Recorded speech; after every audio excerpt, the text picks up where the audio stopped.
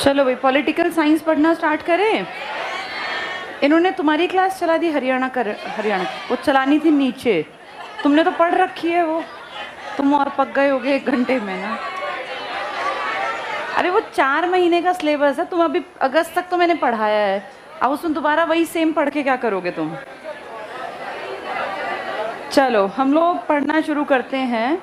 आज क्या पढ़ना था, वो तो टॉपिक कल वाला ख़त्म हो गया था। आज से कुछ इम्पोर्टेंट आयोग जो पेपर में आने की उम्मीद है वो पढ़ेंगे।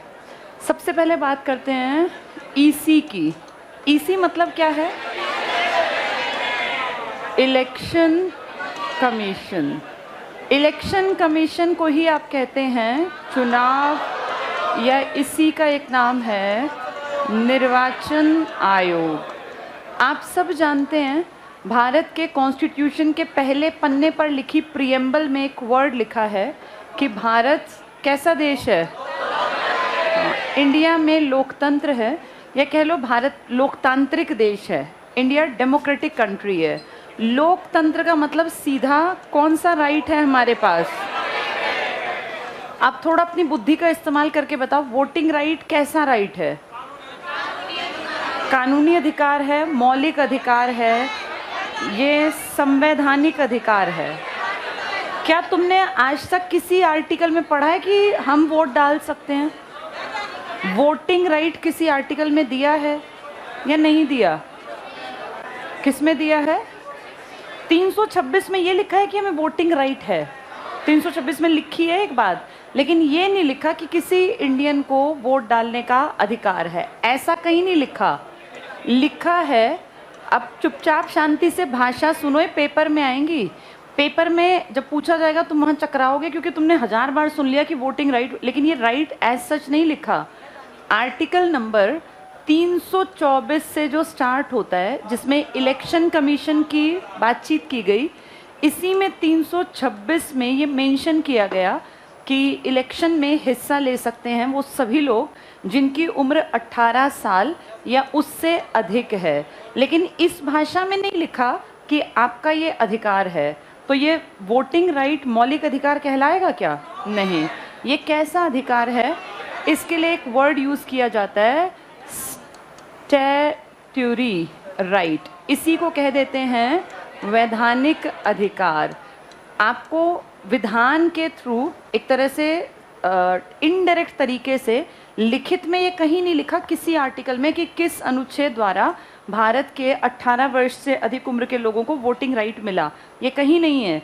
लेकिन इस 326 में लिखा गया, जिसमें चुनाव की प्रक्रिया का प्रावधान है कि भाई कैसे कैसे इलेक्शन होंगे, वहाँ लिखा गया कि एमपी एमएलए के इलेक्शन में हिस्सा ले सकते हैं वो सभी मतदाता जिनकी उम्र 18 या उससे अधिक है। तो हमने ये मान लिया कि वोटिंग राइट हमारा फंडामेंटल राइट नहीं है, किसी का मौलिक अधिकार नहीं है, लेकिन क्योंकि इनडायरेक्ट तरीके से हमें दिया तो गया ही है ना अधिकार, इसीलिए इसको अगर पूछे किस श्रेणी में डालोगे तो तुम कहोगे ये वैधानिक अधिकार है। इसमें चेंज किया और एक अमेंडमेंट किया था, वो तुम सब जानते हो। 61st अमेंडमेंट था 1989 में, जिसमें किसी आर्टिकल में चेंज नहीं किया था, बस ये कहा था कि आपकी मताधिकार की आयु 21 से घटाकर 18। क्या पहले 21 किसी आर्टिकल में लिखी थी? नहीं, ये कहीं नहीं लिखा था।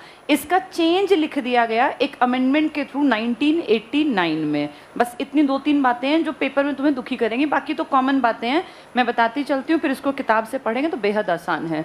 तो आज हमारा टारगेट है ईसी के बारे में जानना, इलेक्शन कमिश्नर या कमीशन कह लो। पहली चीज़, इंडिया में अभी इलेक्शन कमीशन जो है उसमें कितने मेंबर्स हैं? 3, लेकिन आज जो है उसमें 2 ही मेंबर हैं। एक मेंबर बनाया नहीं है, पता है तुम लोगों को 2022 में 2 ही मेंबर हैं। बन जाएगा, कभी बना दे, क्या पता तुम्हारे पेपर से पहले बना दें। तो इस टाइम पर प्रेजेंट में सिर्फ 2 मेंबर्स हैं। इलेक्शन कमीशन सबसे पहले बना था 1950 में, और जब ये बना था वो डेट थी 25 जनवरी, इसीलिए हर साल तुम इसको मतदाता दिवस के रूप में मनाते हो, सब ये बात जानते हैं। 1950 के बाद इलेक्शन कमीशन में कौन बनेगा कमिश्नर? पहले एक ही आदमी होता था। उस टाइम पर तुम्हारे मौलिक संविधान में कितने आदमी होंगे ऐसा मेंशन नहीं था। ये कहीं नहीं लिखा कि एक सदस्य होगा, बहु सदस्य होगा। उस टाइम आबादी कम थी और मताधिकार की उम्र भी कितनी हुआ करती थी, 21+। तो जब आप आज़ाद हुए, अब 40 करोड़ के आसपास से, उनमें से फिर 21 से बड़े उतनी बड़ी आबादी के लोग नहीं थे। टाइम बीतता गया, आपकी आबादी बढ़ती गई, तो ये कंधों पे बोझ बढ़ता गया। इसी चक्कर में इलेक्शन कमीशन को कई बार ये बात उठी कि भैया इसमें बहुसदस्यीय बना दो। बहुसदस्यीय का मतलब इसमें कई सारे मेंबर बना दो, एक अकेला आदमी कितना काम करे। उसको खैर काम करने के लिए बहुत सारे नीचे के लेवल के लोग मिले थे, लेकिन बड़ी जिम्मेदारी अकेले एक आदमी कितने दिन उठाएगा। तो ये बहुसदस्यीय का विचार बहुत पहले, जब आपकी इमरजेंसी लगने का साल था ना 1975, तब एक तारकुंडे नाम के एक बड़े पढ़े लिखे काबिल आदमी थे, उनके नाम पे समिति बनी थी, तो उसको नाम दिया गया था तारकुंडे समिति। 1975 में इंदिरा गांधी देश की प्रधानमंत्री थी, तारकुंडे समिति बनी और इसने पूरी चीज़ों को एनालाइज करके कहा कि हाँ, कई सदस्य की ज़रूरत है, इंडिया की आबादी लगातार बढ़ रही है और काम बड़ा जिम्मेदारी का है। लेकिन क्योंकि इस साल में आप जानते हैं इमरजेंसी लग गई, फिर गैर कांग्रेसी सरकार आई, फिर कभी गैर कांग्रेसी ने 8-9 इलाकों में 356 का इस्तेमाल किया, फिर 80 में फिर इंदिरा गांधी का मर्डर हो गया। तो वो राजनीति में ना उथल पुथल का दौर था, इसीलिए तारकुंडे की बात को एग्जीक्यूट नहीं कर पाए, इस पे अमल नहीं कर पाए। लेकिन जब सरकार टिकी, जैसे राजीव गांधी आए, जब उनकी माताजी का मर्डर हुआ, क्या डेट थी, 31 अक्टूबर 1984, और फिर राजीव गांधी के टाइम में चीज़ें थोड़ी सी स्टेबल हुई। उस टाइम पर इस तारकुंडे समिति की बातों को दोबारा से देखा गया और कहा गया कि ठीक है भैया, अब ज़रूरत है। 1989 आ गया सोचते सोचते ही, यानी राजीव गांधी के हटने का समय आ गया। इस साल में जाके कहा कि ठीक है, इसको बहुसदस्यीय बना देते हैं। ये किसका कहना था पहले, तारकुंडे ने कब ये सिफारिश की थी, 75 में, लेकिन अब जाके काम कब किया गया, 89 में। और इसमें 2 बड़े हाई लेवल के अधिकारी IAS रैंक के बना भी दिए। बनाने के बाद फिर देश की स्थिति अचानक से गड़बड़ी में आई और आप अच्छी तरह जानते हो 1989 से 1991 तक आपके देश की स्थिति इतनी खराब थी कि हफ्ते का राशन खरीदने के पैसे हमारे पास टोटल बचे थे। हम 10 दिन देश का पेट नहीं भर सकते, ये किताबों में लिखा है, ये आंकड़े दिए हुए हैं। तो आप सोचो इस टाइम पे फालतू के खर्चे कहाँ से करेंगे। और अभी अभी हमने बहुसदस्यीय बनाया तो कहा क्या ज़रूरत है फालतू का खर्चा करने की, हटाओ ना बहुसदस्यीय को, एक सदस्य से काम चला लो। लेकिन तब तक वो 2 आदमी जो कि बन गए थे, जिनका नाम फेमस हो गया, अखबारों में आ गए, टीवी में आ गए, उनकी वाहवाही हो गई। अब उनको कहा कि सर माफ़ कीजिए, आपको वापस जाना पड़ेगा। तो उनमें से एक ने कहा भाई तुमने तो हमारी मानहानि कर दी, पूरा समाज हमारे ऊपर हंसेगा, हम तो मानहानि का दावा करेंगे। आदमी बड़ा था, उसने मानहानि का दावा किया, लेकिन बाद में कहा गया कि देश की आर्थिक स्थिति अगर ठीक नहीं है तो कैसे बनाए सदस्य, इसलिए वो केस में ज़्यादा आगे नहीं गई, बात वहीं रुक गई। पर फिर देश ठीक ठाक से हाथों में आया और मनमोहन सिंह आपके वित्त मंत्री बने और PV नरसिम्हा राव ने देश संभाला। फिर एक पॉलिसी चलाई थी LPG और लुक ईस्ट पॉलिसी। आपका देश थोड़ा सा स्टेबल हुआ और स्टेबल होते ही ऐसा फील हुआ कि ठीक है अब काम किए जा सकते हैं। इसीलिए वो काम जो 1989 में करने के बावजूद अधूरा रह गया था, 1993 में एक और आदमी है जिसका नाम है दिनेश गोस्वामी, इनकी समिति बनी थी। जैसे पहले तारकुंडे की बनी थी ना, अब दूसरी समिति का नाम है दिनेश गोस्वामी। ये भी जज थे, सुप्रीम कोर्ट के रिटायर्ड जज। तो दिनेश गोस्वामी समिति ने सिफारिश की थी बीच में कि भाई एक सदस्य से देश चलेगा नहीं, काम इसका बहुत ज़्यादा जिम्मेदारी का है और अगर लोकतंत्री गड़बड़ में आ गया तो तुम करोगे क्या। इसीलिए दिनेश गोस्वामी समिति की सिफारिश पर 1993 में इसको 3 सदस्यीय बना दिया गया। और तब से आज तुम 2023 आने वाला है, ये लगा लो 93 से 23 आ गया और तब से ये कितने सदस्य चल रहा है, 3 सदस्य। अभी प्रेजेंट में तीसरा सदस्य, इसका एक ट्रिक बना दिया, एक तरीका बना दिया कि भाई 3 रैंक रखेंगे, फर्स्ट, सेकंड, थर्ड। हर किसी की एंट्री यहाँ से होगी, कोई सीधे फर्स्ट नहीं बनेगा। इन तीनों में अंतर ये रखेंगे, इसको बोलेंगे CEC, इसको बोलेंगे EC और इसको भी बोलेंगे EC। इसके नाम के आगे अदर लिख देंगे, यानी अन्य। तो एक हो गया मुख्य, C का मतलब चीफ इलेक्शन कमिश्नर, इसी को कहते हैं मुख्य निर्वाचन आयुक्त, बाकी को कहते हैं अन्य निर्वाचन आयुक्त। तो मुख्य जो आदमी है ना, ये अब फिलहाल में, क्योंकि पिछले वाला हट गया था और अब कौन बन गया है, राजीव, और दूसरे पे कौन है वो? हाँ, AC पांडे। तीसरी जो है, कब बना है वो? 2-3 दिन पहले बना है, क्योंकि मैंने 5-7 दिन पहले देखा, तब तक तो नहीं था। डिप्टी तो बन गए हैं, लेकिन तीसरा अभी मैं एक बार फिर मैं भी देख लूंगी, क्योंकि ऐसे पता नहीं चलता ना, तुमने पढ़ा है, चलो मैं भी देख के बता दूंगी। तो ये 3 जो है ना, इनमें से एक मुख्य है, और इस मुख्य की वैल्यू भी मुख्य वाली है, इसको हटाना आसान नहीं है। इसका लेवल सुप्रीम कोर्ट के जज जितना है। तो सोचो, सुप्रीम कोर्ट के जज को हटाना कोई बच्चों का खेल नहीं था, उसके लिए एक लंबा प्रोसेस था, महाभियोग जैसी प्रक्रिया थी ना। तो इसमें लिखा है कि अगर CEC को हटाना है तो उसी प्रक्रिया से हटेगा जिससे सुप्रीम कोर्ट के न्यायाधीश हटते हैं। तो इसको बनाना जितना मुश्किल है, उतना ही मुश्किल इसको हटाना भी है। इसकी बराबरी पर माना जाता है ये CEC। इसके नीचे वाले जो 2 अदर्स हैं, एंट्री हमेशा ये रिटायर होता है। पहले इनकी रिटायरमेंट की एज ना अलग अलग थी। कुछ साल पहले तक कहते थे इसकी सुप्रीम कोर्ट वाली रख लो और इन दोनों की हाई कोर्ट वाली, लेकिन फिर कुछ लोगों ने कहा कि यार जब काम ही एक करते हैं ये, तो फिर एज अलग अलग क्यों कर रहे हो? इसलिए अब इनकी एज 62 की जगह सबकी कितनी है? 65। अगर 65 के नहीं हुए तो काम करते हुए 6 साल। मान लो कोई 50-52 में लग गया, तो फिर उसको 65 तक नहीं बिठाएंगे, फिर उसके 6 साल गिनेंगे। कोई अब जैसे बना ही मान लो 63 में है, तो उसको 6 साल नहीं रखेंगे, उसको 2 साल बाद हटा देंगे। इनमें से कोई सी एक कंडीशन पूरी करता हो, और अब इन तीनों की रिटायरमेंट की एज सेम कर दी। पहले हाई कोर्ट और सुप्रीम कोर्ट की तरह अलग थी। एक खास बात यह है कि तुम्हारी उस किताब में जिसमें सबकी योग्यताएं मेंशन थी, सबकी उम्र मेंशन थी, इसमें एज बनने की नहीं है, रिटायरमेंट की एज है। जैसे सुप्रीम कोर्ट और हाई कोर्ट में बनने की एज नहीं थी, एक्सपीरियंस था, और हटने की एज। इसमें ज़्यादातर आप देखेंगे 99% लोग IAS रिटायर्ड या IAS रैंक पे बहुत लंबा जिन्होंने कार्यकाल काट लिया है, ऐसे लोगों को प्रेफरेंस मिलती है। ऐसा भी हो सकता है कोई IFS लग गया, IRS लग गया, ऐसा नहीं कि IAS ही बनेंगे, पर मैक्सिमम लोग आप देखेंगे IAS की पोस्ट से रिटायर्ड लोगों को ही कौन से कमीशन में ऐड किया जाता है? हाँ, इलेक्शन कमिश्नर बना दिया जाता है। चीफ बनने से पहले उनको यहाँ आना पड़ता है, फिर यहाँ से जब ये रिटायर होता है ना, यहाँ से यहाँ पहुँचते हैं लोग, यहाँ से यहाँ। डायरेक्ट CEC अब नहीं बनते, एक ज़माने में बनते थे जब एक ही पोस्ट थी। सबसे पहला आदमी जो बनाया गया था उसका नाम था सुकुमार सेन। इसकी वजह से आपके देश में पहले इलेक्शन 1951 के अक्टूबर में स्टार्ट होके और मई में जाके आपकी लोकसभा का गठन हुआ था, 13 मई को। उससे पहले मार्च तक इलेक्शन चले, अप्रैल में रिजल्ट आया, मई के में 13 तारीख को बैठक हो गई थी लोकसभा की। तो 1951 से 1952 आ गया था। ये पहला इलेक्शन कंडक्ट करवाया था किस आदमी ने? हाँ, ये पहला। इसके बाद ये 3 सदस्य कब बना है? एक बार 89 में, लेकिन फिर बंद कर दिया 1990 में। फिर दोबारा कब स्टार्ट किया? 1993। जब ये दोबारा स्टार्ट किया, आज तक चल रहा है। इस टाइम का चीफ इलेक्शन कमिश्नर था TN शेषन।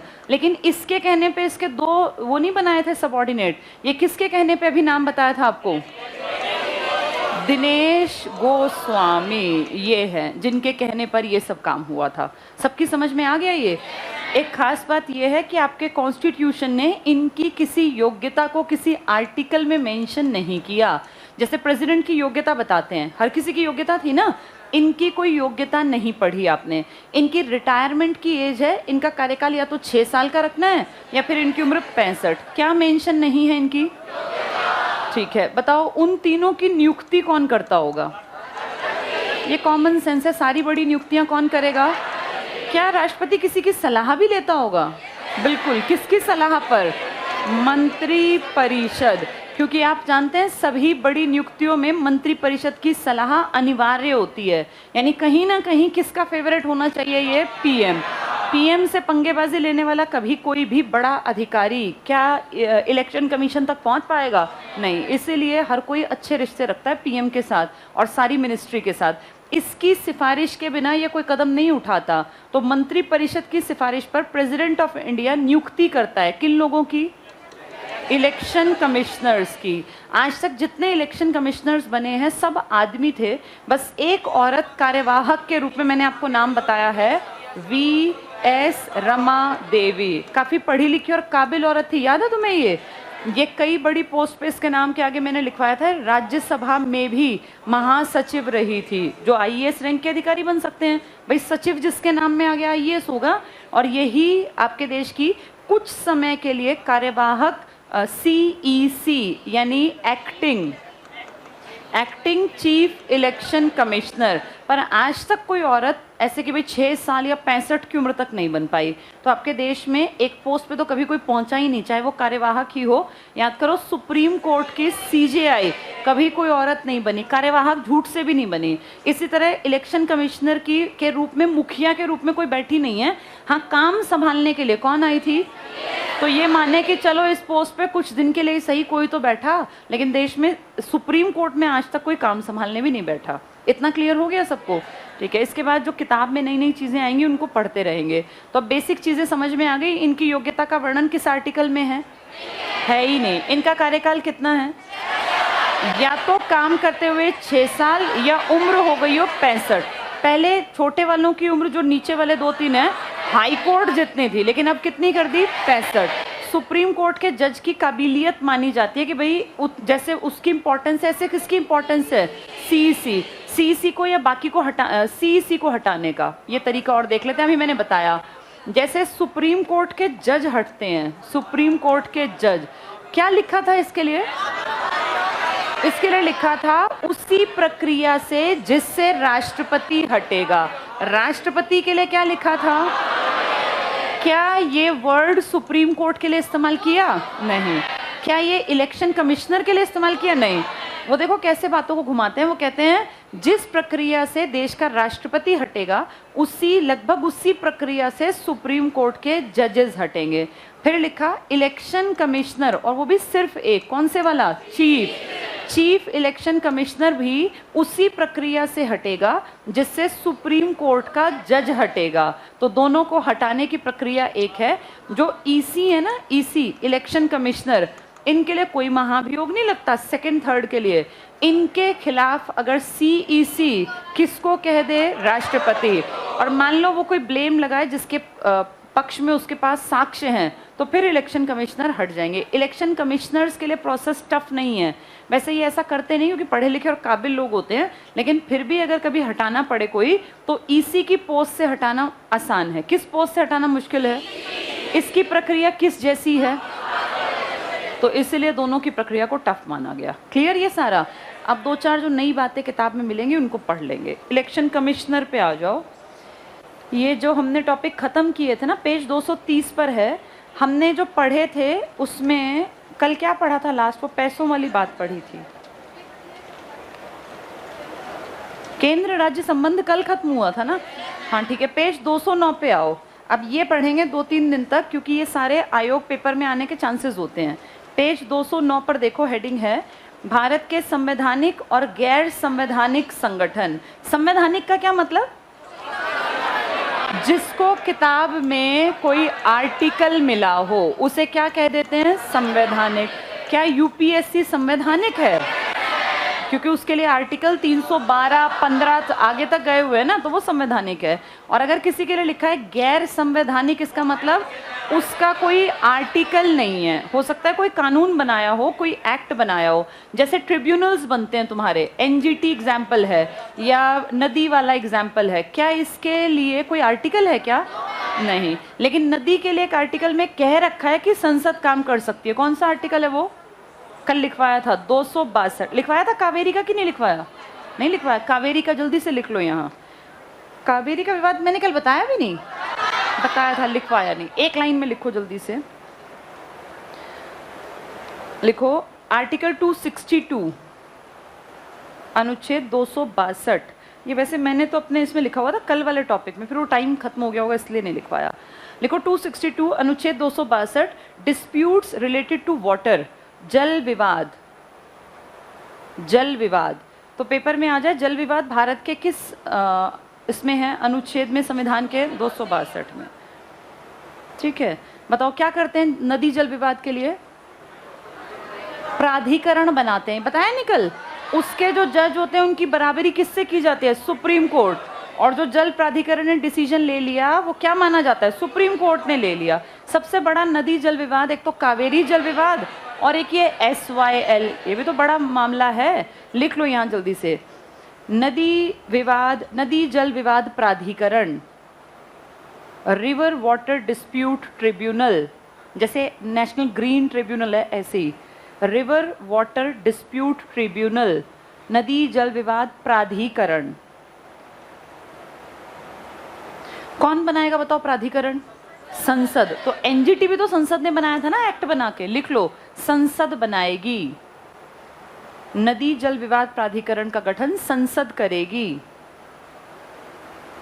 और इसका जो प्राधिकरण का निर्णय होगा किसकी बराबरी पर है? Supreme court. लिख लो ये निर्णय सुप्रीम कोर्ट के बराबर माना जाएगा, निर्णय सुप्रीम कोर्ट के SC के बराबर। बताओ कावेरी जल विवाद प्राधिकरण, कल मैंने बताया था VP सिंह के टाइम पे बस एक आधा ही कोई ठीक काम हुआ है, उनमें से कावेरी जल विवाद प्राधिकरण भी था। लिख लो ये कावेरी जल विवाद प्राधिकरण का गठन 1990 में हुआ। VP सिंह लिख लेना, कावेरी जल विवाद प्राधिकरण का गठन 1990 में हुआ। कौन से दो राज्य इसमें ज्यादा इन्वॉल्व हैं? कर्नाटक और तमिलनाडु। कौन और कहते हैं भाई हमें पानी चाहिए? एक केरल और एक पौंडीचेरी। लिख लो कर्नाटक और तमिलनाडु मुख्य विवाद के बीच, मुख्य विवाद, कर्नाटक और तमिलनाडु के बीच मुख्य विवाद। कितने किलोमीटर लंबी नदी बताई थी ये? 803। तुम 800 भी लिख लो, उतना याद कर लेना। 800 कहीं 3 लिखा है, कहीं 2 पॉइंट समथिंग लिखा है, तो 800 प्लस कर लो, 800 किलोमीटर की नदी है। दो मेन राज्य तुमने लिखे कर्नाटक और तमिलनाडु, लेकिन ब्रैकेट में केरल प्लस पौंडीचेरी भी कहते हैं और उन्हें भी मिलता है थोड़ा सा हिस्सा प्राधिकरण के बाद, केरल प्लस पुदुचेरी। मैंने हरमन थ्योरी बताई थी, वो कहते हैं भाई मेरे यहाँ से पानी जाता तो मेरा ही है सारा पानी। कौन कहता है इस बात को? कर्नाटक। कहाँ से निकलती है कावेरी? पश्चिमी घाट के ब्रह्मगिरी पहाड़ी से। लिख लो ये पश्चिमी घाट के ब्रह्मगिरी पहाड़ी से। इसका मेन हिस्सा कहाँ बहता है? जो हरमन थ्योरी कहता है, कौन है वो? कर्नाटक। लिखो फटाफट से, पश्चिमी घाट की ब्रह्मगिरी पहाड़ी से। कर्नाटक में 53% हिस्सा पानी का इसके पास बहता है, मतलब इसके एरिया को कवर करता है। कर्नाटक 53%, तमिलनाडु 31%, TN 31, और जो बाकी बच गया वो केरल और पुदुचेरी, लेकिन उनमें कम है। ठीक है, समझ में आ गया ये? यहाँ लिख लो हरमन थ्योरी कर्नाटक। अब इसको लिखने की पूरा डिटेल की जरूरत नहीं है, बस ये लिख लो जहां से नदी निकलती है वो अपना अधिकार मानता है, हरमन थ्योरी। पेपर में आ जाए हरमन थ्योरी किस विवाद से जुड़ी थ्योरी है, तो क्या कहोगे? कावेरी जल विवाद, जिसमें कितने राज्य इन्वॉल्व हैं? 4, लेकिन मुख्य रूप से 2, कर्नाटक और तमिलनाडु।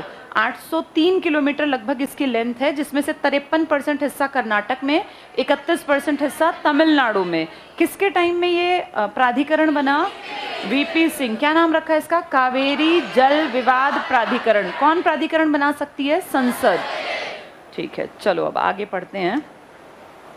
अब हम आज शुरू कर रहे हैं, क्या बताया मैंने? एक्स्ट्रा वाला टॉपिक ना, क्योंकि ये पीछे वाले सारे पढ़ा दिए तुम्हें। अब तुमने पेपर के लिए अच्छे टॉपिक्स तैयार कर रखे हैं, बस इनकी रिवीजन टाइम टू टाइम कर लेना। 209 पेज पे आ जाओ, भारत के संवैधानिक और गैर संवैधानिक, ये सारे पढ़ाऊंगी, पर आज सबसे पहले सबसे इम्पोर्टेंट पढ़ते हैं।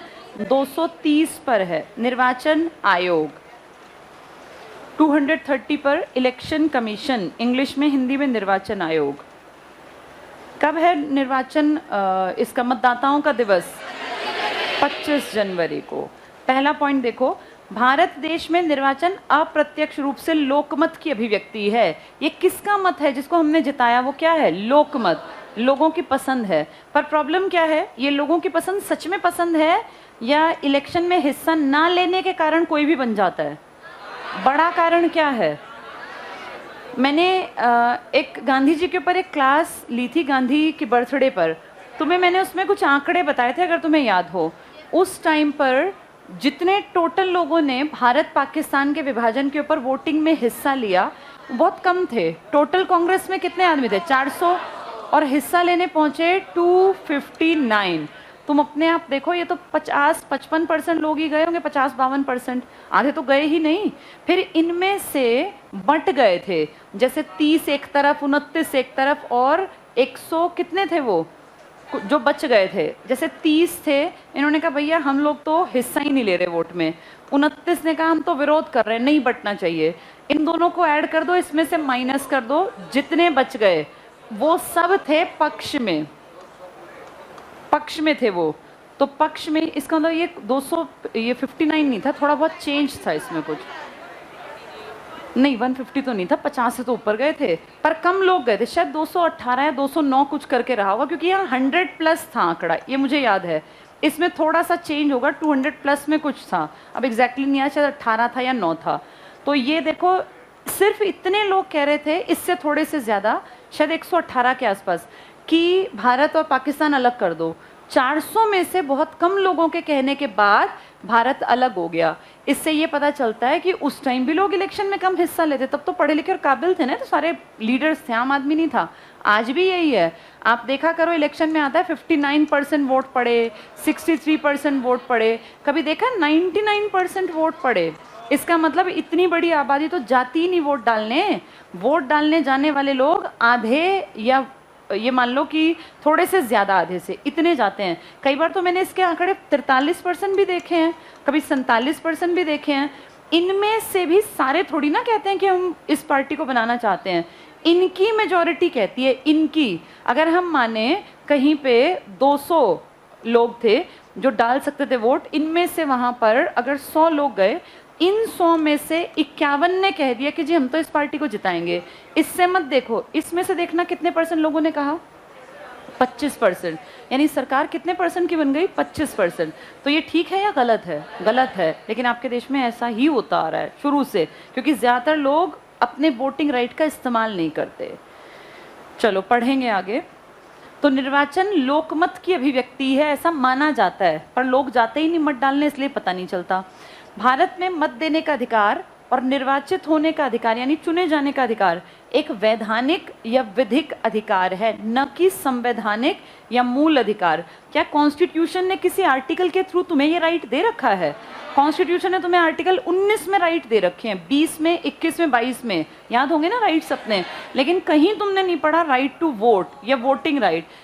एक आर्टिकल में लिख दिया कि भारत में जो एमएलए एमपी के इलेक्शन होंगे, इनमें ये मतदाताओं की उम्र 18 या उससे अधिक, लेकिन वो तुम्हें मेन मान के नहीं लिखा गया, वो इलेक्शन को मेन मान के लिखा गया, इसलिए तुम्हारा ये फंडामेंटल राइट नहीं है। तो ये टिक कर लो, हमारा वैधानिक अधिकार है। इंग्लिश में टिक कर लो इसको, ये स्टैट्यूटरी या लीगल राइट है, टिक करना, नॉट अ कॉन्स्टिट्यूशनल और फंडामेंटल राइट। मौलिक अधिकार नहीं है ये विशेष परिस्थितियों में छीना भी जाता है। जैसे जो लोग बहुत बड़े क्रिमिनल हैं, क्या उनको बाहर लेके आते हैं वोट डलवाने? नहीं लाते। जो बहुत सारे लोग हैं जिनके वोट्स की पावर नहीं यूज़ कर पाते वो लोग, तो इसलिए फंडामेंटल नहीं है।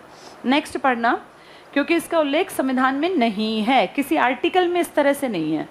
देश के हर नागरिक को जिसकी आयु 18 साल हो या उससे ज़्यादा, जो किसी विधि के अधीन नॉन रेजिडेंस, मतलब यहाँ ऐसा ना हो यहाँ रहता ना हो, चित्त विकृति, किसी को कोई प्रॉब्लम है, भाई कोई क्रिमिनल है या इस तरह का, और अपराध या भ्रष्ट आचरण के आधार पर अन्यथा अयोग्य न हो, ऐसी किसी निर्वाचन में मतदाता के रूप में मतदाता सूची में अपना नाम दर्ज कराने का अधिकार है। किन लोगों को नहीं है अधिकार? जो भ्रष्टाचार में पकड़े गए, जो क्रिमिनल्स हैं, जो इंडिया के लोग नहीं हैं, इनको अधिकार नहीं है।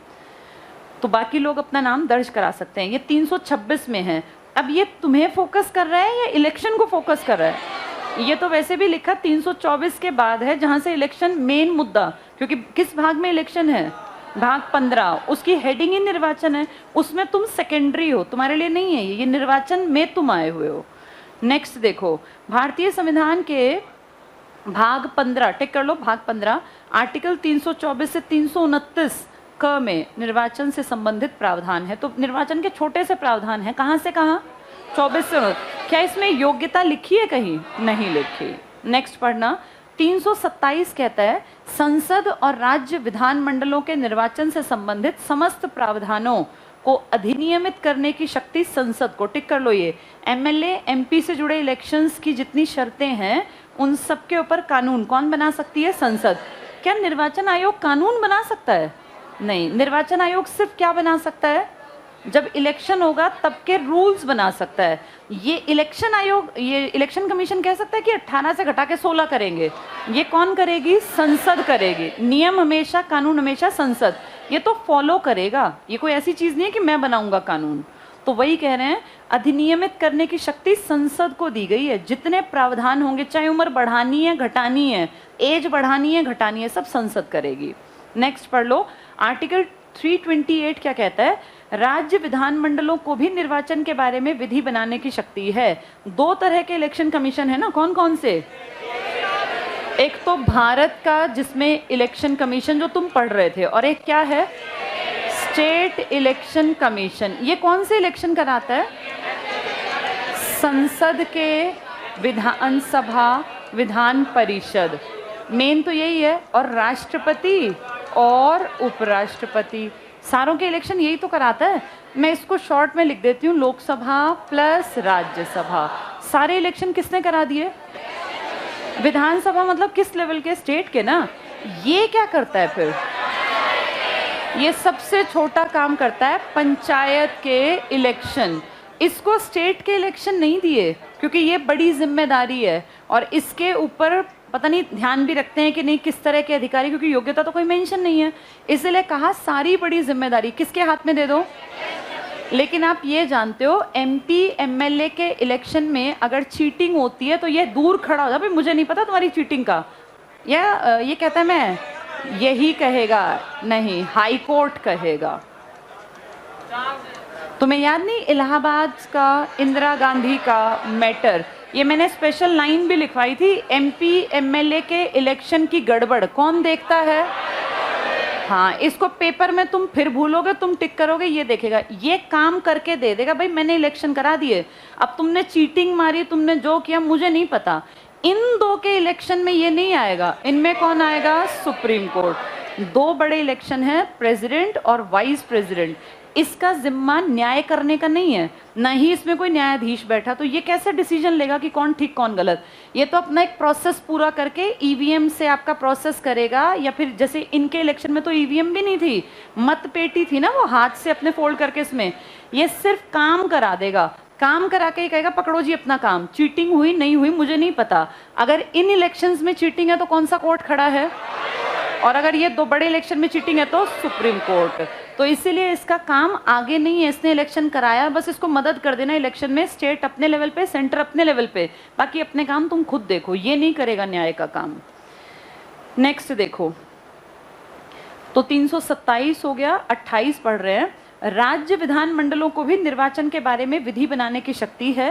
राज्य विधानमंडल अपने किसी सदन या सदनों के निर्वाचन से संबंधित ऐसे विषयों पर कानून बना सकती है जिस पर संसद कोई कानून ना बनाए। अगर वैसे देखें तो कानून बनाने की शक्ति किसके हाथ में है? लेकिन कोई उपबंध छोड़ दिया उसने तो फिर ये बना सकती है। वैसे ज्यादातर ये ना कौन सी लिस्ट पर काम करती है? पंचायत किस लिस्ट पर आता है?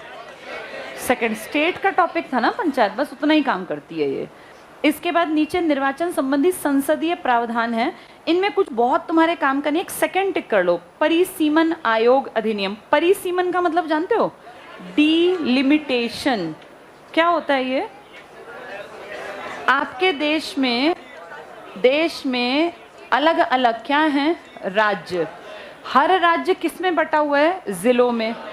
और फिर उन जिलों में बहुत सारे गांव आते हैं, ब्लॉक आते हैं, है ना, इस तरह की चीजें। अब जैसे मान लीजिए एक एग्जाम्पल लेते हैं, ये एक राज्य है, हमने ऐसा मान लिया राज्य है, इसके अलग अलग ज़िले हैं। इस राज्य की आबादी अगर एक एवरेज ले लेते हैं, भाई 2 करोड़ है इसकी आबादी, तो इसकी सीट मान के चलो कि 100 सीट है, एक एवरेज लेते हैं, 100 सीट यहाँ बनानी है। तो इसमें अगर 20 ज़िले पड़ते हैं इस स्टेट में और सीटें कितनी बनानी है? 100, तो तुम्हें लगेगा कि इसमें सबको बराबर बराबर सीट दे दें, कितनी कितनी मिलेंगी? लेकिन क्या सबकी आबादी बराबर होती है? नहीं ना। किसी इलाके की, इस एक राज्य के किसी जिले की आबादी मान लो यहाँ पर 2 करोड़ में से 30 लाख एक जगह है, दूसरे में 15, किसी में 17, किसी में 18, किसी में 30 हैं। तो फिर देखा जाता है सबसे बड़ी आबादी को सीटें सबसे ज़्यादा देनी पड़ेंगी। और किसी ज़िले में अगर आबादी महज 2 लाख लेके बैठे हैं तो क्या इनको बराबर की सीट मिलेंगी? नहीं। इसी को बोलते हैं डीलिमिटेशन। भाई किस एरिया में कितनी सीट देनी है, कितनी आबादी पर। कई बार ऐसा भी होता है कि ये ज़िले देखने में अलग हैं लेकिन 2 ज़िलों में से आधे आधों की एक सीट है, ऐसा भी हो जाता है। जो एमपी की सीट होती है ना, ये ऐसे डिफाइंड नहीं होती, ये आप देखेंगे बिल्कुल ये साझे की सीट हो जाती है क्योंकि आबादी के ऊपर डिपेंड करता है।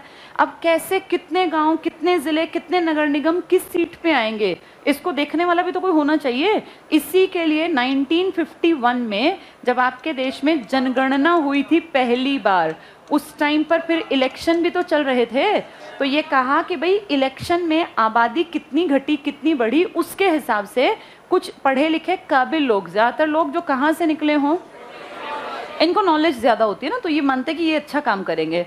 इन लोगों में से 2-3 जितनी ज़रूरत है उनका एक आयोग बना देंगे और उसको नाम देंगे परिसीमन। ये सीमा से बना शब्द है, बाउंड्री से, डीलिमिटेशन, कि भैया इतनी आबादी, इतने गांव इस सीट पर इलेक्शन में हिस्सा लेंगे।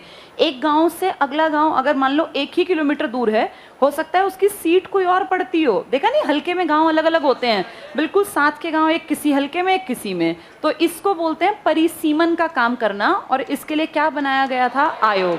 स्टार्टिंग में कहा गया कि हम हर 10 साल में गिनती करते हैं, तो हर 10 साल में परिसीमन करेंगे। लेकिन उसके बाद सिर्फ 1952 में, क्योंकि जनगणना से अगला साल, फिर 1963 में, फिर 1973 में, और फिर इंदिरा गांधी ने कहा आबादी पे रोक लगाओ, आबादी इतनी मत बढ़ाओ, गरीबी हटाओ नारा दिया था ना, भाई जनसंख्या कंट्रोल करो।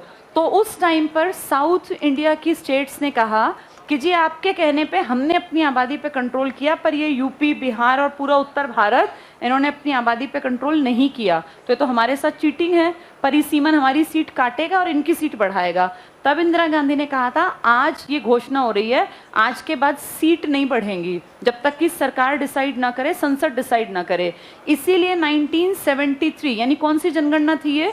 1971 की जनगणना के बाद तुम कितनी बार पढ़ते हो, सीटें आज भी 71 की जनगणना के आधार पर ही चल रही है, ये पढ़ते आए हो ना हमेशा। इसके बाद परिसीमन आयोग को कहा तुम्हें काम करने की जरूरत नहीं क्योंकि हमें सीट ही नहीं बढ़ानी। लेकिन फिर 2002 में लास्ट डीलिमिटेशन कमीशन आया, परिसीमन आयोग, और इसमें एक क्या नाम था उनका? कुलदीप। रणजीत सिंह अलग थे, वो तो 1983 के थे। कुलदीप, ये पढ़े लिखे बहुत काबिल जज थे, ये इसके हेड बनाए गए। और इसने 2001 की जनगणना के आधार पर कुछ चेंजेस बताए, लेकिन उस चेंज में इसने सीट नहीं बढ़ाई, इसने सिर्फ कस्बे और गाँव की आबादी को इधर उधर किया। टोटल सीट्स कहा तब तक चलेंगी जब तक गवर्नमेंट ऑफ इंडिया या संसद ना कहे। और फिर संसद ने कॉन्स्टिट्यूशन में 84वां संविधान संशोधन करके लिखा कि हम अपनी सीट कब तक नहीं बढ़ाएंगे।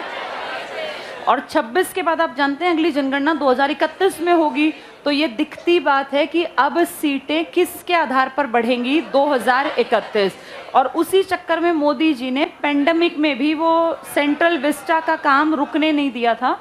जब पूरे देश में एक भी आदमी काम पर नहीं था ना, मजदूर भी भूखे अपने घर भूख से बिलख रहे थे, काम नहीं मिल रहा था, उस टाइम पर हजारों आदमी दिल्ली में कनॉट प्लेस के आसपास मजदूरी कर रहे थे, काम कर रहे थे, क्योंकि वो सब सेंट्रल विस्टा जो भारत में संसद भवन बनेगा आने वाले कुछ सालों में, अब तो तैयारी लगभग हो गया। वो देखा नहीं शेर के पीछे पीछे कितना वो कि भाई ऐसे शेर बना दिए, वैसे ये सेंट्रल विस्टा। अब ये इसलिए बनाना पड़ा क्योंकि जो अंग्रेजों का बनाया हमारा संसद भवन है, इसकी कैपेसिटी में इतने लोग नहीं बैठ पाएंगे जितनी आबादी बढ़ी मिलेगी। कौन से सन तक? तो अब ऐसी उम्मीद की जा रही है कि अकेली लोकसभा में 800 प्लस सीट जाएंगी और राज्यसभा में भी 500 के आसपास। तो 8 और 5 कितने हो गए?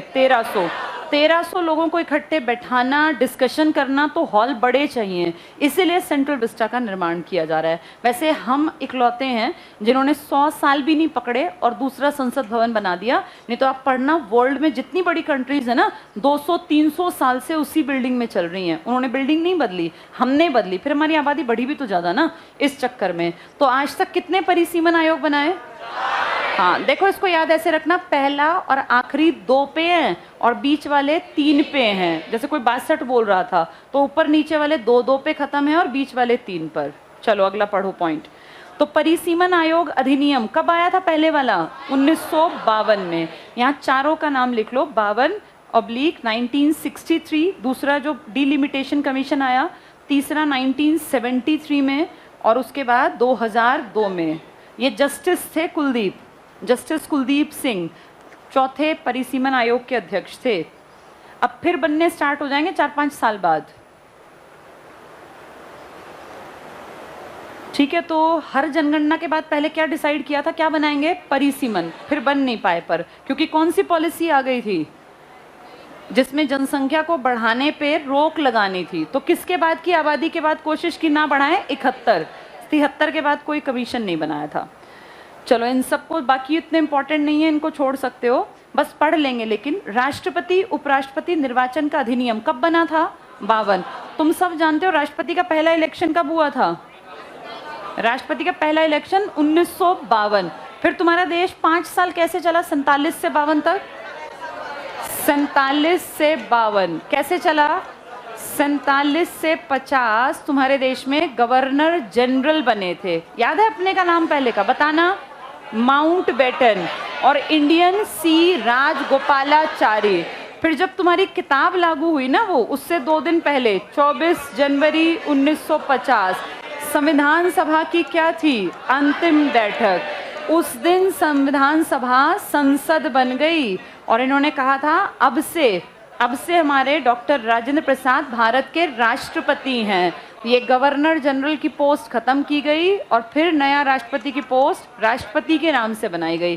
तो कौन था ये? राजगोपालाचारी। ये हटे और पूरे सदन ने कहा एकमत होकर कि भैया जब तक हम संविधान सभा थे तब भी हमारा मुखिया राजेंद्र थे और अब हम आज से संसद हैं, आज भी हमारे मुखिया कौन है? डॉक्टर राजेंद्र। यहाँ से राजेंद्र प्रसाद देश के मुखिया बने। और फिर जब तक लोकसभा राज्यसभा के इलेक्शन नहीं हुए, क्योंकि वही चुनेंगे राष्ट्रपति को, तब तक ये 2 साल सर्वसम्मति से भारत के राष्ट्रपति की कुर्सी पर बैठे रहे।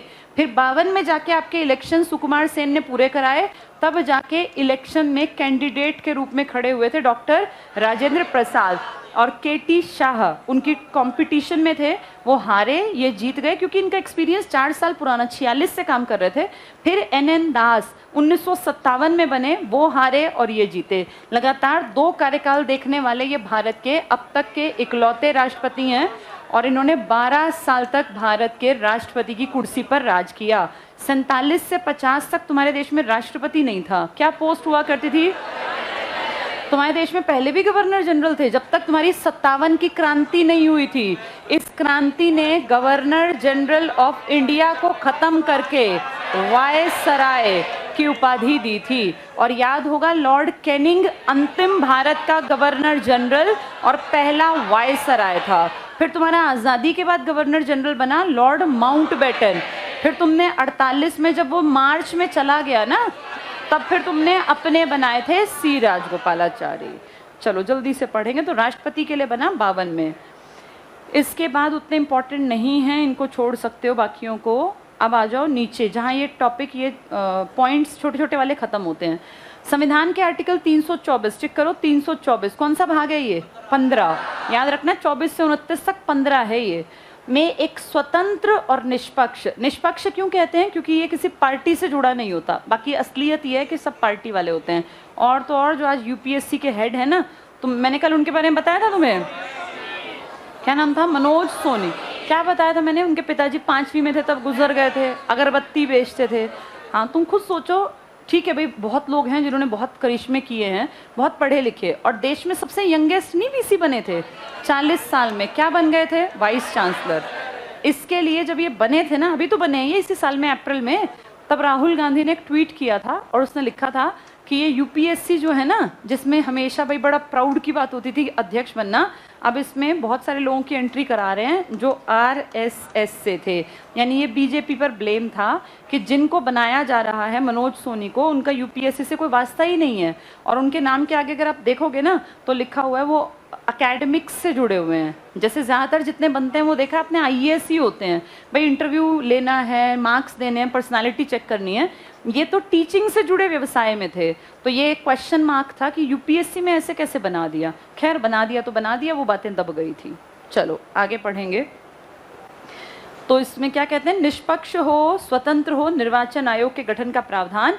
इसके अनुसार संसद और राज्यों के विधानमंडल यानी एमपी एमएलए राष्ट्रपति उपराष्ट्रपति के निर्वाचन के लिए, बस पढ़ लो आगे, निर्वाचक नामावली तैयार करेगा, उन सभी निर्वाचनों के संचालन का अधीक्षण करेगा, यानी उसको सुप्रिटेंड करेगा, निर्देशन देगा, डायरेक्शन देगा कब कहाँ किस तारीख में चुनाव होंगे, और कंट्रोल करेगा। कोई इलीगल एक्टिविटी तो नहीं हो रही है, कहीं ऐसा तो नहीं कि भाई लोग जो हैं डरा धमका के वोट डलवा रहे हैं। सब काम किसके हैं? इलेक्शन कमिश्नर की कब तक चिंता है? जब तक इलेक्शन पूरा ना हो। जिस दिन इलेक्शन पूरा हुआ वो चैन की सांस लेगा। अब कोई लड़ा मरा चीटिंग की, मैं फ्री हूँ। अब ये जिम्मेदारी किसकी है? अब हाई कोर्ट में जाओ, और अगर बड़े लोगों की है तो सुप्रीम कोर्ट में जाओ। निर्वाचन आयोग की स्थापना। भारत का निर्वाचन आयोग एक स्थायी संवैधानिक निकाय है। संवैधानिक क्यों कहते हैं? क्योंकि इसका आर्टिकल है 324 है। इसकी स्थापना 25 जनवरी 1950 को की गई थी। इसलिए इलेक्शन कब हुए थे फिर? 51 में। 50 तक तो कोई इलेक्शन थे ही नहीं। इसी कारण 2011 से प्रत्येक वर्ष 25 जनवरी राष्ट्रीय मतदाता दिवस के रूप में घोषित किया गया। पहले निर्वाचन आयोग के अध्यक्ष कौन थे? डॉक्टर सुकुमार सेन, और यहीं लिख लो प्रेजेंट में राजीव कुमार। अब जो सीईसी हैं तुम्हारे, chief election commissioner, CEC Rajiv Kumar. दूसरे लिख लो एसी या अनूप चंद्र पांडे, पूरा नाम लिख लो चाहे एसी लिख लो, अनूप चंद्र पांडे, ये हैं सेकंड। इससे हमें क्या पता चलता है? अब अगले सीईसी कौन होंगे?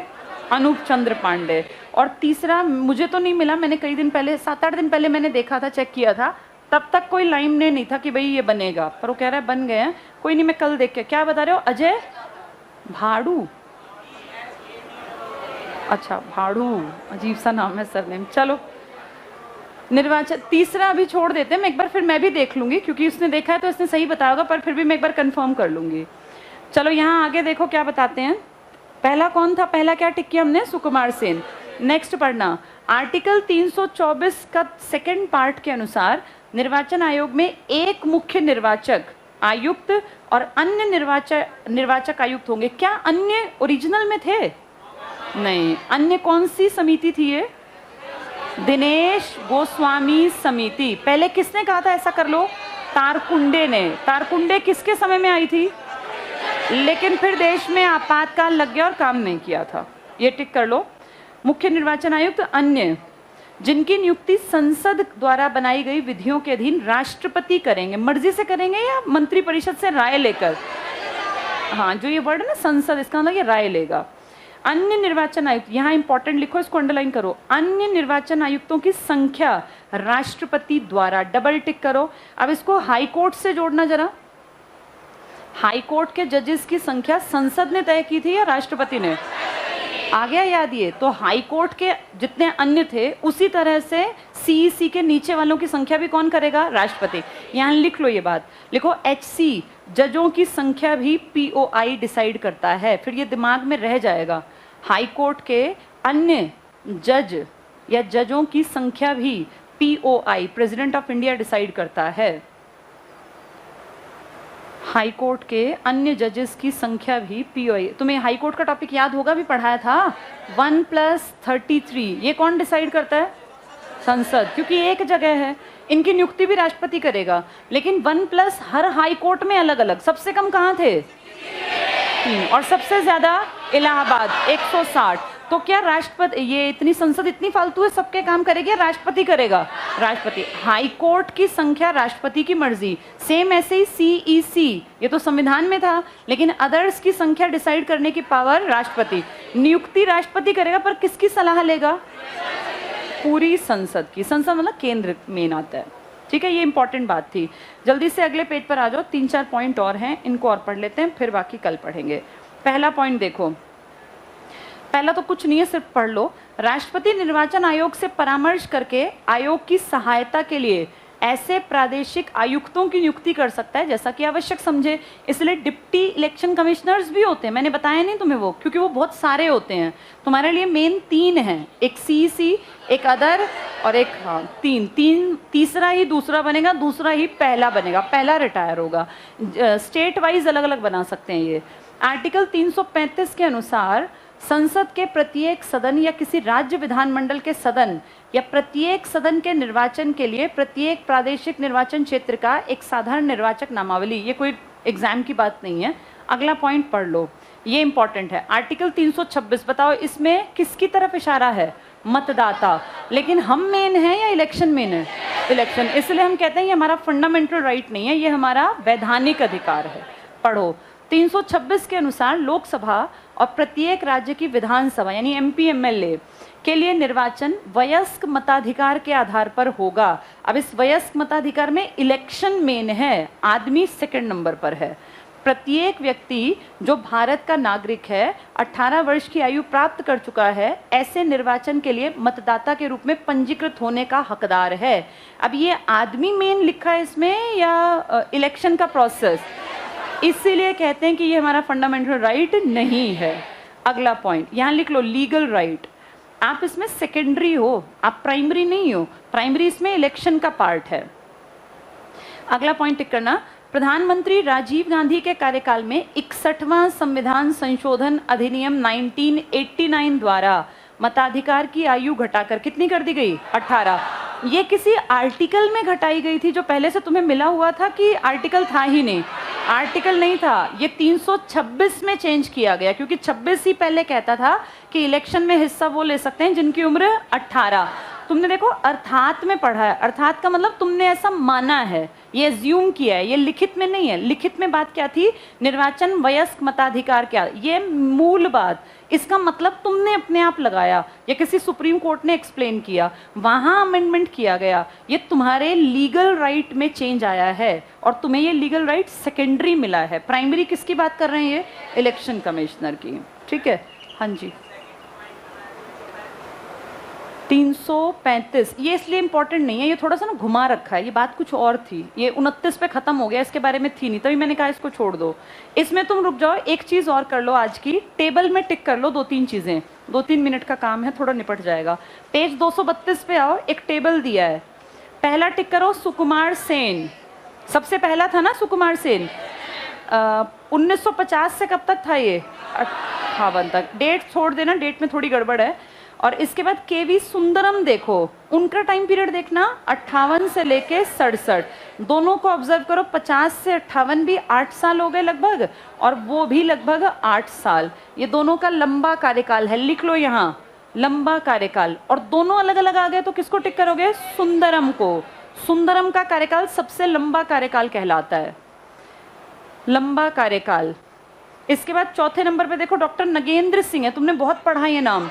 ये हेग में गए थे और सिर्फ गए नहीं थे, ये उन 15 में से प्रेसिडेंट बनने वाला पहला इंडियन था, डॉक्टर नगेंद्र सिंह। ये कितने काबिल होंगे सोचो, इनको क्या बनाया गया यहाँ? चीफ इलेक्शन कमिश्नर, यानी पूरे देश के लोकतंत्र की जो नींव थी वो इनके कंधों पे रखी। और ये इतने काबिल थे कि ये कहाँ तक गए हैं? आप ये भी जानते हो कि आईसीजे में जाने वाले लोग सुप्रीम कोर्ट में काम किए हुए लोग होते हैं, पता है ना ये? क्योंकि उसके एक्सपीरियंस के बिना तो नंबर ही नहीं आएगा।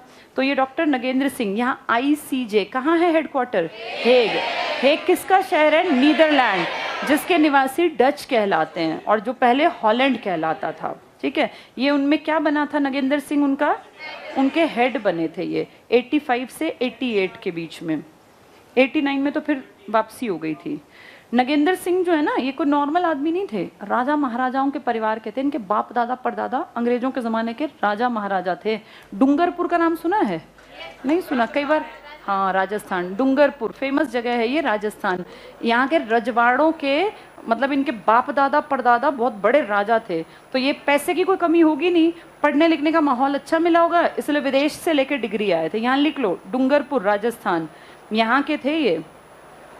रॉयल राजपूत परिवार से थे, तो बहुत अच्छे माहौल में पले बढ़े थे, इसलिए तो आईसीजे तक पहुंचे थे। डूंगरपुर राजस्थान, तो ये महाराज कहलाते थे, महाराजा थे इनके बाप दादा। इसके बाद आओ 9वें नंबर पर श्रीमती V.S. रमा देवी, क्या लिखा है नीचे? कार्यवाहक। इंग्लिश में एक्टिंग, आज तक कोई औरत नहीं बनी पर कुछ दिन तो बैठी थी, चाहे एक्टिंग ही बैठी।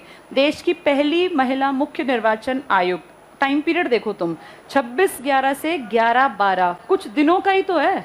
90 भाई, 26/11 का मतलब नवंबर का एंड आ गया, और 11/12 का मतलब दिसंबर के 10-11 दिन। तो ये बहुत थोड़ा टाइम पीरियड देखा, लेकिन फिर भी बड़ी बात है कि एक औरत यहाँ तक बैठी।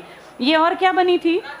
राज्यसभा की महिला महासचिव। लिख लो ये, आरएस की पहली महिला महासचिव। जनरल सेक्रेटरी भी कहते हैं, सेक्रेटरी जनरल भी कहते हैं, महासचिव। कब बनी थी? वहां लंबी टिकी थी, 1993 से 1997। लिख लो, 1993 से 1997। तो इसके ये 90s के साल इसके लिए लकी थे। पहले क्या बनी है 90 में? पहले बनी चीफ इलेक्शन कमिश्नर, अपने 5-6 सालों के लिए या कार्यवाहक बनी। तो नवंबर के एंड से और दिसंबर के 11 तारीख को हट गई, 26 नवंबर से और दिसंबर में 11 तारीख। उसके बाद 93 से और 97 तक क्या रही है? राज्यसभा की महासचिव रही। महासचिव की जिम्मेदारी होती है जब इलेक्शन होता है ना राष्ट्रपति उपराष्ट्रपति का, तब जिम्मेदारी होती है। चलो अगला टिक करो, TN शेषन। 90 से 96 क्या हुआ था इसके बीच में? 3 सदस्यीय बना। लिख लो यहाँ, 1993 आयोग 3 सदस्यीय बना। किसकी सिफारिश थी वो? DS गोस्वामी। लिख लो, दिनेश गोस्वामी। DS गोस्वामी भी कहते हैं, दिनेश गोस्वामी समिति। TN शेषन के पास 1993 दिनेश गोस्वामी समिति के कहने पर बहुसदस्यीय। पहले कौन सी समिति थी वो? तारकुंडे। लिख लो नीचे, 1975 में तारकुंडे समिति ने भी पहली बार सिफारिश की थी। 1975 में तारकुंडे समिति ने पहली बार बहुसदस्यीय बनाने की सिफारिश की थी। ठीक है, बाकी अगले पेज पे आ जाओ। 23वें नंबर पे सुनील अरोड़ा लिखा है। अब तो उसके बाद तो सुशील चंद्र भी बन चुके और वो भी रिटायर होके अब 25वें बने हैं। कौन? हाँ, लिख लो यहाँ, 23 के बाद लिखो 24 सुशील चंद्र थे और 25वें अब बन गए हैं राजीव कुमार। 24वें सुशील चंद्र थे, वो पिछले साल बने थे अप्रैल में और फिर हट गए 22 में। अब 22 में बन गए हमारे राजीव कुमार। 25वें इलेक्शन कमिश्नर। पहला कौन था? और कौन? ICJ तक भी गया, सबसे लंबे कार्यकाल वाला सुंदरम, सेकंड नंबर वाला। और वो नहीं मिला तो फिर पहला सुकुमार सेन। एक महिला जो एक्टिंग बैठी थी, वो पहले क्या बनी? महासचिव बनी या पहले CEC बनी? पहले CEC बनी। कब बनी थी वो? 1990 में। और आगे जाके 93-97 में राज्यसभा की महासचिव। अभी कौन से नंबर के बने हुए हैं? 25वें। कौन बने हैं? और अदर में कौन है अभी? AC पांडे। यानी अगला CEC कौन बनेगा? अनूप चंद्र पांडे। चलो बीच वाला पोर्शन कल पढ़ेंगे। अच्छा, कल ना किताब ले आना। अब सैटरडे को भी क्लासेस लगेंगी तो मैं क्लास लिया करूंगी सैटरडे को, ठीक है? टॉपिक निपटाएंगे अपने।